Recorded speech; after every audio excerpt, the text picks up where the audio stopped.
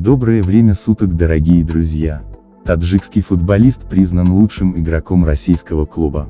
Таджикский футболист Мухаммад Султонов признан лучшим игроком футбольный клуб «Ротор» в сезоне 2019-2020 по версии болельщиков. Футбольный клуб «Ротор» на своей страничке в Instagram провел голосование за лучшего игрока их клуба. По сумме набранных голосов болельщиков, лучшим игроком стал таджикский футболист, полузащитник Мухаммад Султонов.